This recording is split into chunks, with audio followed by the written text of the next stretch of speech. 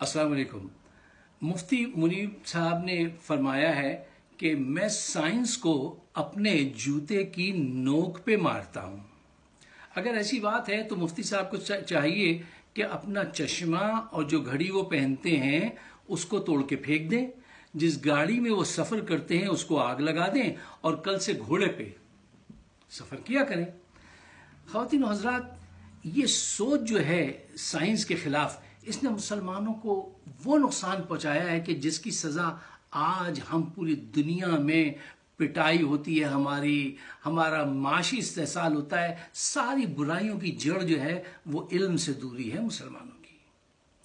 کیا آپ سمجھتے ہیں یہ مولوی حضرات کا کام ہے کہ چاند نظر آیا؟ نہیں، یہ ماہر فلکیات کا کام ہے، یہ میٹیورولوجسٹ جو ہیں، جو سائنٹسٹ ہیں، ان کا کام ہے، یہ مولوی صاحبان کا کام نہیں ہے۔ اور آج جب پوری دنیا میں ایک ایسا نظام سامنے آ گیا ہے کہ آپ 50 برس کے چاند کو دیکھ سکتے ہیں کہ وہ کب نمودار ہوگا، بہت آسانی سے، تو ہم بھی یہ کر سکتے ہیں۔ انڈونیشیا میں بھی انہوں نے یہ کیا ہوا ہے، لیکن ہمارے جو مولوی صاحبان ہیں وہ اسلام کو صرف ریچولز کی حد تک رکھنا چاہتے ہیں، نماز، روزہ، حج، زکوٰۃ، اس سے آگے سوچنے پہ پابندی ہے۔ اور یہی سوچ کی پابندی جو ہے وہ ساری برائیوں کی جڑ ہے۔ دیکھیے، ایک چیز ہوتی ہے ڈائیورجنٹ تھنکنگ اور کنورجنٹ تھنکنگ۔ کنورجنٹ تھنکنگ کے یہ لوگ کہتے ہیں بس اس کا یہی ایک حل ہے، یہ ایک بات بتائی گئی تھی، جبکہ ڈائیورجنٹ تھنکنگ جو ہوتی ہے، آدمی ایک مسئلے کے مختلف پہلو پہ غور کر کے مختلف سولوشن ڈھونڈتا ہے، اس میں سے ایک کو اڈاپٹ کر لیتا ہے، لیکن یہاں پہ اس بات پہ پابندی ہے۔ آج اگر آپ کا سیل فون خراب ہو جائے تو کیا آپ محلے کے اس آدمی کے پاس جائیں گے جو بیٹا چپل جوڑا ہے کہ بھائی ذرا اس کو فکس کر دیجئے، یا اپنی دادی اماں کے پاس جائیں گے کہ وہ کچھ پھوکے ماریے، یہ ٹیلی فون کام کرنے لگے؟ وہ فون کام نہیں کرے گا، یہ طریقہ نہیں ہے۔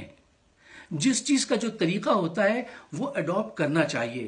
ہم نے جب یہ سوچ اپنائی کہ سائنس اسلام کے خلاف ہے تو اس سے بے پناہ نقصان ہوئے۔ ذرا تاریخ میں گہرائی میں اتر کے دیکھیے، 8ویں صدی عیسوی سے 14ویں صدی عیسوی تک دنیا میں اگر 14 بڑے سائنٹسٹ تھے تو اس میں سے 10 بڑے سائنٹسٹ مسلمان تھے۔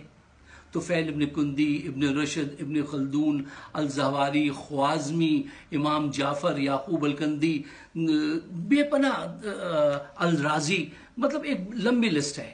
اس کو اس سوچ کے لوگوں نے کہ سائنس کو جوتے کی نوک پہ مارو، ان کو اس سوچ کو جو ہے آگے نہیں بڑھنے دیا، ریسرچ کی، اس ریسرچ کو روک دیا۔ اور کہاں تک روکا کہ ابن رشد جیسا بڑا سائنٹسٹ جو بہت بڑا ماہر فلکیات تھا، اس کو مسجد کے ایک پلر کے ساتھ باندھ دیا گیا اور نمازیوں سے کہا آتے جاتے ان پہ تھوکا کرو۔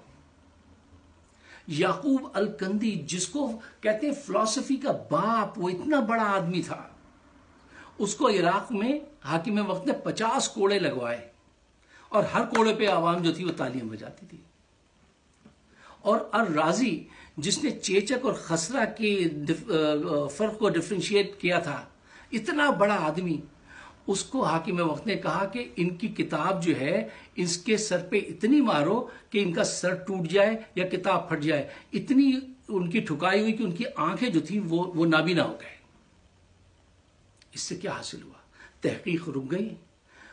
دوسری قوموں نے تحقیق کی، انہوں نے سائنس ٹیکنالوجی کے ذریعے، آج ان کے پاس معیشت بھی ہے علم کی وجہ سے، اسی تحقیق کی وجہ سے ان کے پاس نئے نئے اسلحے ہیں، وہ ہر طرف سے ہمیں مارتے ہیں۔ ہم صرف ریچولز میں گھرے ہوئے لوگ ہیں۔ ہم یہ بات کیوں نہیں جاننے کی کوشش کرتے کہ اسلام ہم سے کیا چاہتا ہے، قرآن اللہ تعالیٰ ہم سے کیا کہتے ہیں؟ قرآن میں 750 آیات ایسی ہیں جو سائنس کی طرف اشارہ کرتی ہیں کہ ہم نے تمہیں اچھلتے ہوئے پانی سے بنایا، آسمان اس لیے بنایا کہ موسموں کو کنٹرول کر سکیں، چاند اور سورج ایک خاص رفتار سے آگے بڑھتے ہیں، چاند سورج کو نہیں پکڑ سکتا۔ یہ دنیا ہم مسلسل بڑھاتے رہتے ہیں۔ جب قرآن میں یہ سٹیٹمنٹ آیا تو غور نہیں کیا، جب اسٹیفن ہاکنگ نے یہ بات کی کہ ہاں یہ دنیا جو ہے وہ وقت کے ساتھ بڑھتی چلی جا رہی ہے، تو ہمیں خیال آیا، مطلب یہ ایک ایسی کتاب ہے، قرآن اسلام ایک ایسا دین ہے جو صرف حکم ہی نہیں دیتا، سوچ ابھارتا ہے، آپ کے اندر عقل، شعور کی طرف بے پناہ اشارے ہیں۔ اور آنے والا وقت کس کا ہے؟ آنے والا وقت اس قوم کا ہے جس کے پاس سائنس، ٹیکنالوجی، کمیونیکیشن اور انٹلیکچل بینک ہوگا، جس کے پاس جو سب سے زیادہ انٹلیکچولیزم جس کو جو پروموٹ کرتا ہے وہ احادیث ہے اور قرآن ہے. اس کو ہم اس ڈائریکشن میں فالو نہیں کرتے. آپ کو پتا ہے اس کا کیا انجام ہوا ہے کہ دنیا نے انڈسٹریل ریولوشن دیکھا، ہم پیچھے رہ گئے، کہاں سے کہاں پہنچ گئے. آج اس دنیا میں 2050 میں مسلمانوں کی آبادی دوگنی ہونے والی ہے، اور ہمارا کیا انتظام ہے، ہماری کیا تیاری ہے. آج 40% مسلمان میل پڑھ نہیں سکتا، لکھ نہیں سکتا. 65% عورتیں مسلمان وہ لکھ پڑھ نہیں سکتی. آپ کو پتا ہے کرسچن دنیا کا 40% بچہ کالج افورڈ کر سکتا ہے، جا سکتا ہے. مسلم ورلڈ کا 1%. صرف جاپان اتنا چھوٹا سا ملک ہے، اس میں اتنی یونیورسٹیز ہیں جتنی 61 اسلامی ممالک میں نہیں ہیں. یہ فرق کیوں ہے اور یہ فرق کیا کرے گا؟ یہ فرق ہمیں ان کے تسلط میں اور دیتا چلا جائے گا. ہمیں چاہیے کہ اپنی آنکھیں کھولیں، مذہب کو صحیح معنی میں سمجھیں. مذہب نے کبھی یہ نہیں کہا کہ جو ہے آپ تحقیق نہ کریں. یہ سوچ جو ہے نا کہ جب لاؤڈ اسپیکر آیا تو مولوی صاحب نے کہہ دیا ارے یہ شیطان کا کام ہے، اس پہ تو اذان مت دینا، اذان نہیں ہوگی. ٹھیک ہے نا. اچھا وہ جب چاند پہ انسان پہنچ گیا تو کہیں گے ارے ارے روکو روکو روکو ان کو، یہ خدا کے معاملات میں دخل اندازی کر رہے ہیں. پھر کہیں گے یہ چاند پہ گئے ہی نہیں ہیں، یہ جھوٹ بولتے ہیں. دیکھیے دنیا چاند پہ پہنچ گئی، ہمیں چاند نہیں نظر آتا، جبکہ ساری چیزیں موجود ہیں، ہم دیکھ سکتے ہیں، آگے بڑھ سکتے ہیں.